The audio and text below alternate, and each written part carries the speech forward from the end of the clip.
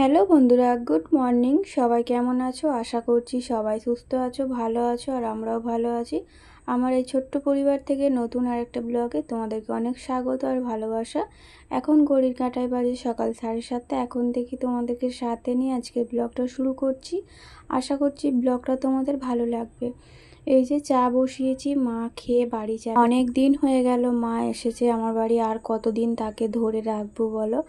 আজকে যেতেই হবে, কারণ হচ্ছে বৃহস্পতিবার দশহরা, তাই জন্য আজকে যেতে হবে। এই যে 3 জনের জন্য চা করে নিলাম, আমার তো খেতে ইচ্ছা করছিল না, তাও একটু জোর করে খেলাম। গরম চা তো তো গরম গরম চা খেলে আর কি একটু ভালো হয়। এমনিতেও বলেছে ডাক্তারে যে গরম জলে আর কি নুন নুন দিয়ে আর কি কুলকুচি করতে, তো সেটা তো 3বার করে করি।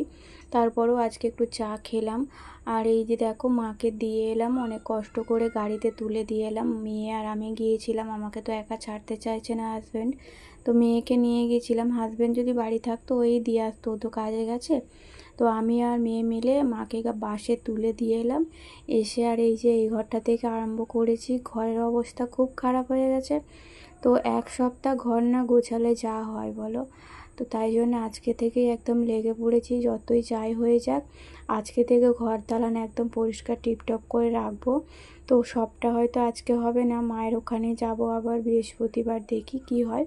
তো তারপরে এসে আবার করবো। আজকে আর কি যতটুকু পারবো ঘর দালান ক্লিন করে নেব। আর এই জামা প্যান্টগুলো সেই বার করেছিলাম কবে বলো তো, আমাদের কালী পুজোর পরের দিন, যেদিন আর কি মাসিমণি আরে এসেছিলো, আমরা হনুমান মন্দিরে গিয়েছিলাম, সেদিন আর কি এনেছিল, মানে বার করেছিলাম, কিন্তু সেই থেকে কাচাও হয়নি আর তোলাও হয়নি। আমি মাকে বলিনি বলে মা কাছে নে, তো মাকে আজকে বলে দিয়েছিলাম, মানে ওই কালকে বলে দিয়েছিলাম কাচার কথা, কালকে কেচে দিয়েছিল। আর আজকে আমি এই যে এখন ভাঁজ করে নিচ্ছি। আর চাদরটা তো কয়েকদিন এই ঘরে তো মার এসুর ছিল, মা আর মেয়ে, তো চাদরটার নিচে পাতা হচ্ছিল বলে চাদরটা কাচা হয়নি, কালকে কেচে দিয়েছিল। কেচে আর একটা অন্য চাদর বিছিয়েছিল, এটা ওই উপরে তোলা ছিল দড়িতে, তো এখন পেরে এখন ভাঁজ করে রেখে দেব আলমারিতে। তো ডেলি ইউজ করি পুরনো চাদর, যখন লোকজন আসে তখনই নতুন চাদর আর কি বেছাই। আর 1 সপ্তাহ ধরে পড়েছিল, কাচা হচ্ছিল না, আমি তো কাচতে পারবো না বলে রেখে দিয়েছিলাম। তো যাই হোক, মা কিন্তু অনেক কাজ গুছিয়ে দিয়ে গেছে আমাকে, যাতে আমার আর কোনো রকম অসুবিধা না হয়। আর কাচাকুচি একদমই নেই। আজকে কয়েকটা আছে জামা প্যান্ট, তবে ওইগুলো কাচবো না, সার্ফে জলে চুবিয়ে ধুয়ে দেবো। কাচাকুচি করলে আবার ব্যথা আরম্ভ হয়ে যাবে, তাই এখন ওইগুলো কাচবো না। আর এখন এই যে ওগুলো গুছিয়ে ভাঁজ করে রেখে বিছানাটা গোছাতে চলে এসেছি। মেয়ে পড়তে বসেছিল, ওকে বলছিলাম তুই ততক্ষণ পড়তে বস, আমি ওই ঘরটা গুছিয়ে নিলে তারপরে এই ঘরটা যখন গোছাবো তখন একবার উঠবি। তো ও নিচে পড়তে বসেছে, আমি এই দিকটা গুছিয়ে নিলে তারপরে ও বিছানায় উঠে পড়লে আমি মেঝেটা আর কি পরিষ্কার করে ঝাড়ু দিয়ে মুছে নেব। দালান মোছা হয়ে গেছে, শুধু ঘরটা পরিষ্কার করলে হয়ে যাবে। ঘর পরিষ্কার করবো আর একটু আধটু ক্লিনও করতে হবে, মানে ওই ডাস্টিংয়ের কাজ করতে হবে, খুব ধুলো পড়েছে চারিদিক। তো আজকে সবটা হবে না, কিছুটা আজকে করব, কারণ একবারে এতটা কাজ করতে গেলে না নিজেরই শরীর অসুস্থ হয়ে যাবে, তাই আজকে অল্প করব, অল্প অল্প করে আর কি কয়েকদিন ধরে করতে হবে।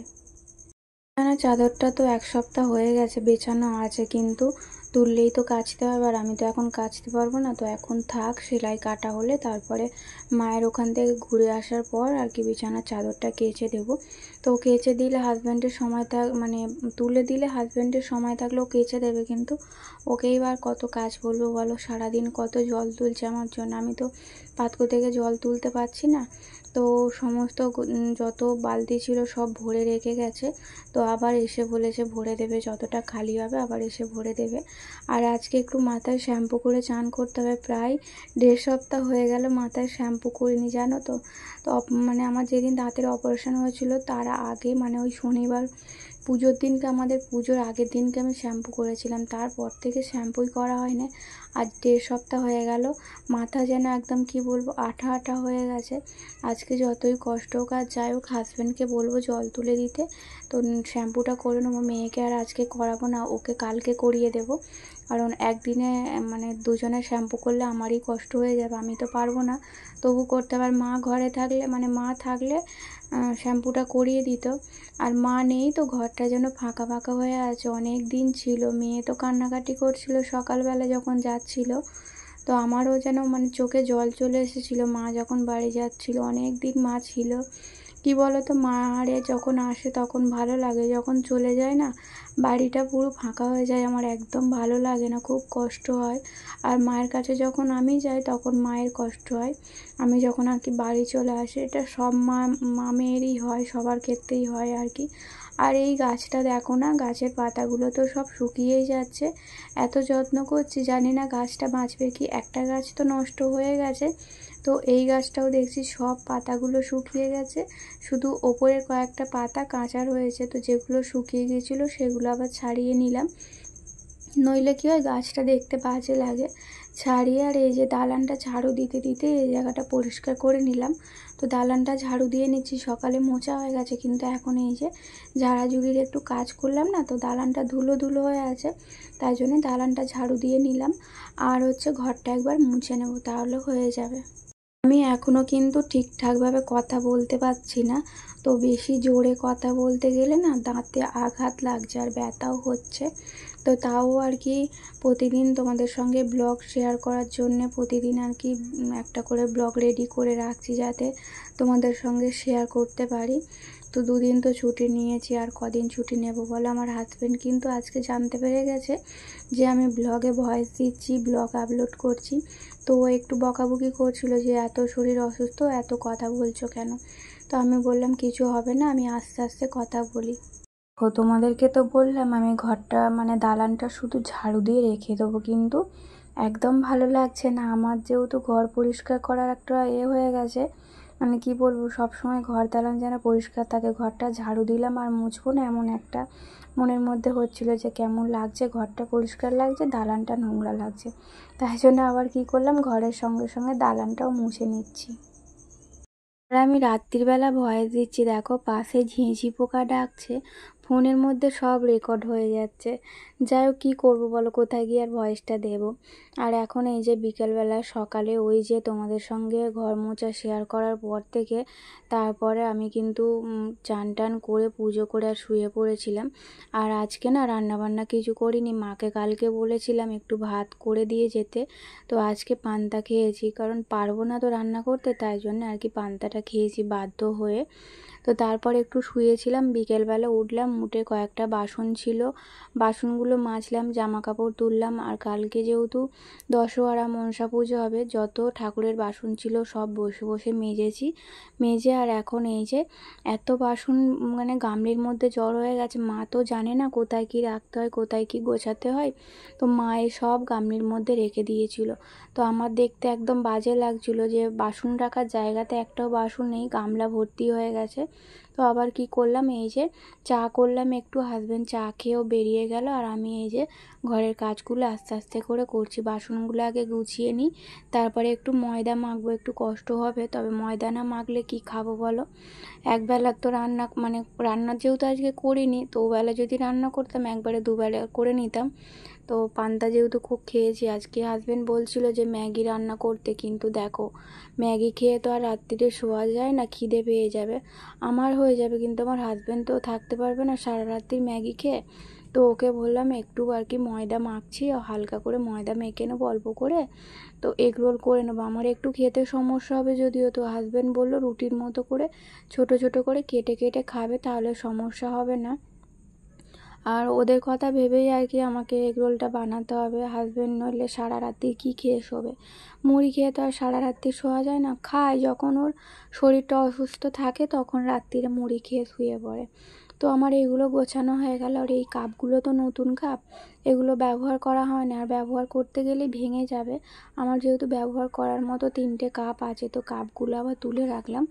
আর দেখো এক গামলা বাসন গুছিয়েছি, এখনও দেখো নিচে কত বাসন পড়ে আছে, এগুলো ভাঁজ করব, তারপরে ভাঁজ করব বলছি সরি, এগুলোও রেখে গুছিয়ে রাখবো। তারপরে হচ্ছে বিকালে যে চা খেয়েছিলাম সেই বাসনগুলো পড়ে আছে, মেজে না রাখলে সকাল সকাল উঠতে হবে, কালকে যেহেতু পুজো আছে বাড়িতে, সকাল সকাল উঠে চা করতে হবে। আর চায়ের বাসনটা না ধোয়া থাকলে তো দেরি হয়ে যাবে, তো চায়ের বাসনটাও ধুয়ে নেব।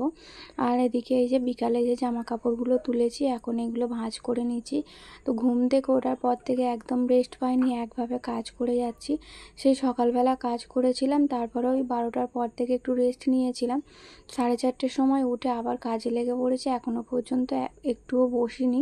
তো সমস্ত ঘরের কাজকর্ম মিটিয়ে নিয়ে তারপরে আবার ভিডিওর কাজ থাকে, সেগুলো আমাকে না করলে আবার ভিডিও টাইম মতো পোস্ট করতে পারবো না, সেগুলো করতে হবে। সমস্ত ঘরের কাজ মিটিয়ে নেব, ময়দাটাও মেখে নেব, তারপরে হচ্ছে এই আর কি ভিডিওর কাজগুলো করব।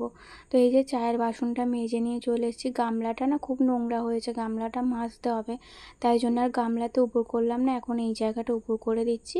গামলাটা কালকে সকালবেলা আর কি মেজে তারপরে ওর মধ্যে বাসন রাখবো। আর ড্রামের মধ্যে একদম জল নেই, বোতলগুলোও ভরা হচ্ছে না। তো বোতলগুলো ভরবো, যে হাজব্যান্ড নেই, হাজব্যান্ড থাকলে হয়তো ড্রাম উল্টে দিত। ও যেহেতু নেই, দুটোর মতো বোতল ভরে এখন টেবিলে সাজিয়ে রেখেছি আপাতত জল খাওয়ার জন্যে। আর এখন কি করব বলো তো, মায়ের কাছে যেহেতু যাব, তো নাইটিটা কিনেছি, নাইটিটা নিয়ে যাব, তাই জন্যে নাইটিটা একটু সেলাই মেশিনে সেলাই করে নেব। আর তার আগে করতে হবে একটু কাটিং করতে হবে, কি বলো তো, নিচের দিকটা না অনেকটা বড়, নিচের দিকটা একটু কেটে নিলে তাহলে আমার একটু পরতে সুবিধা হয়, নইলে কী হয় বলো তো, মাটিতে লোটে। তো আমার আবার ওইগুলো একদম ভালো লাগে না, তাই যতগুলো আমার নাইটি আছে সবগুলো কিন্তু নিচের দিকে অল্প অল্প করে কাটা আছে, কেটে তারপরে মুড়ে আবার সেলাই করি। তো ঘরে মেশিন আছে বলে একদিকে সুবিধা, নইলে এগুলো আবার আমাকে দোকানে দিতে হতো। তো কালকে যদি যাই, তাই জন্য আর কালকে তো সময় পাবো না, তাই আজকে সন্ধ্যাবেলা এখন কাজ নেই, তো এখন এটা সেলাই করে নেব, তারপরে মেয়ে এলে টিফিন করব। আর মেয়ে হয়তো ফোন করবে, ওর তো 7:30টার দিক করে ছুটি হয়, এখন ওই 7:30 বাজতে আর কি 5-10 মিনিট বাকি আছে।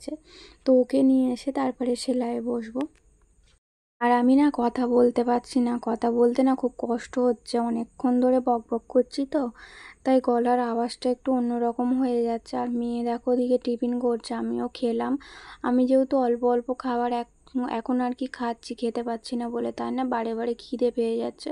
তো মেয়ে পড়তে গিয়েছিলো, ওই যে দোকান থেকে বাবুজি কেক এনেছিল, ওটা মেয়ে একটা আমি একটা খেলাম, খেয়ে আর ওই যে মেয়ে এখনও খাচ্ছে, আমি খেয়ে উঠে পড়লাম, উঠে আর এখন এই যে নাইটিটা সেলাই করবো আর মেয়ে পড়তে বসবো। আমার কিন্তু এর মাঝে ময়দাটা মাখা হয়ে গেছে। আর দেখো না, মেশিনে সেলাই করতে বসলে মেশিনের ওপর থেকে কত কি নামাতে হবে, তারপরে সেলাই করতে পারবো। এই জন্যে না আমার মেশিনে সেলাই করতে একদম ভালো লাগে না, যতই পরিষ্কার করে রাখি না কেন মেশিনের ওপর ভাবি যে কিছু রাখবো না, কিছু রাখবো না, কিন্তু যাওক না যাওক এখানে জড়ো হবেই। আমি যতই পরিষ্কার করে রাখি, তো জড়ো হতে থাকলে না একটার পর একটা থেকেই যায়, সেগুলো আর রাখার ব্যবস্থাও করতে পারি না যে অন্য কোথাও রাখবো। যাই হোক, এখন এই যে সুতো নেই দেখলাম একটুও, তো আবার সাদা সুতো ছিল, সেটা বার করে এখন ববিনে গুটিয়ে নিয়ে তারপরে সেলাই করব। সাদা নাইটি তো সাদা সুতো দিয়ে না সেলাই করলে ভালো লাগবে না, অন্য নাইটি তবু অন্য অন্য কালার দিয়ে সেলাই করা যায়, কিন্তু সাদা নাইটিতে সাদা সুতোই দিতে হয়। এখন যে রান্নাটা করে নেবো, এখন করলে হবে না, এখন করলে আবার ঠান্ডা হয়ে যাবে। তো হাজব্যান্ড আস্তে আস্তে অনেকটা রাত্রি হবে, ওর কাজটা হয়ে গেছে, ও যে কাজে যায় সেখান থেকেও চলে এসেছিলো, তবে ওষুধের দোকানে একটু কাজ আছে, তো সেখানেই গেছে। তো মাঝে সাঝে ওষুধের দোকানে একটু আধটু বসে, নিজের কাজ মিটিয়ে রেখে যখন দরকার পড়ে, তো আমার নন্দাই ডাকে, তখন আবার ওখানে যেতে হয়, গিয়ে হয়তো রাত্রির দিকটা একটু বসতে হয় সন্ধ্যার পর থেকে, মাঝে মাঝে আবার সকালের দিকেও ডাকে। তো বন্ধুরা চলো, আজকে ব্লগটা এই পর্যন্তই, টাটা।